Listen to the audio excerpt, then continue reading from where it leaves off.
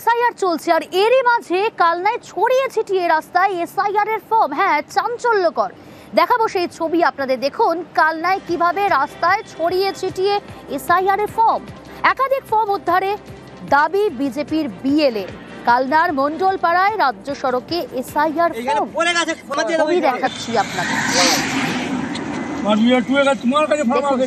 কিন্তু কারা রাখলো, তার আগে ছবি দেখাই আপনাদের।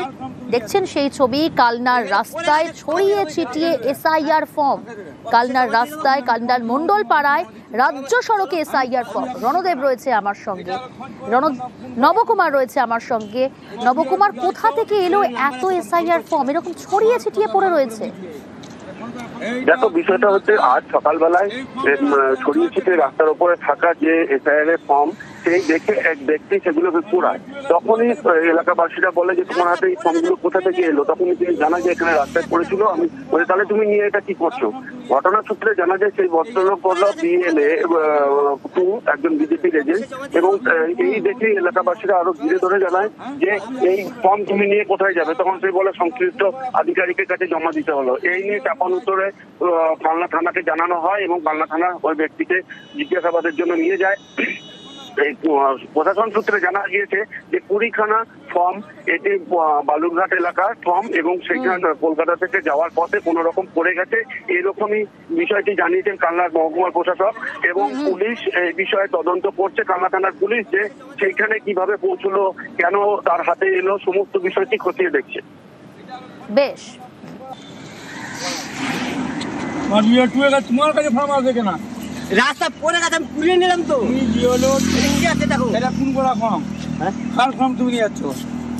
এইখানে পড়ে গেছে, জমা দিয়ে দেবো। এখানে কাকে দেবে? হ্যাঁ, কাকে দেবে? অফিসে জমা দিয়ে দেবো। আমি কোন কি বাবু তুমি অফিসে জমা দিচ্ছ? চলো আমার সাথে, চলো। হ্যাঁ, অফিস এখন করবে না। এটা আগে খোঁজ করো, ফোন করা খোঁজ করো। তোমার বিএলও দায়িত্ব, ডিলারের নাম্বার আছে, আমি ফোন করছি। তাহলে আমার কথা ভালো করে বুঝবে। এইটা ফোনটা কার? এই ফোনটা রাস্তায় ছড়াচ্ছে কেন? কাগজটা কিসের ছিল দেখলেন? কাগজটা এই সাইড যে দিনাজপুরে যে বিএলও আছে তাকে ফোন করা হয়েছিল। সে বললো, তাকে জিজ্ঞেস করলাম যে এরকম ব্যাপার, আপনার কাগজ এখানে। উনি ফোনটা কেটে দিয়ে বললো রং নাম্বার। আমরা নাগরিক সাধারণ মানুষের যে কর্তব্য সেইটা করলাম, যে এক খাতা কাগজ যদি এসআইআর করে থাকে তাহলে এইসব কাগজ কোথায় আসছে? দিনাজপুরে কাগজ এখানে কেন? এসআইআর এর সব ফর্মগুলি পড়ে থাকে। ওরা দেখে ওই কাগজগুলিকে নিয়ে তুলে বিডিও অফিস আধিকারিকদের কাছে জমা দেবে এমন মনোভাব করে যেতে। যখনই ও যাওয়ার শুরু করে তখনই ওই এলাকারই তৃণমূলের কিছু লোকজন এসে ওকে বলে, তুমি কোথায় পেয়েছো এই ফর্ম, তোমার কাছে কেন হলো? তারা থানাতে ফোন করে।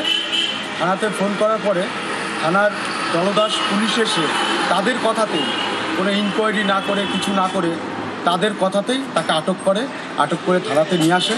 আমরা থানাতে এসেছি।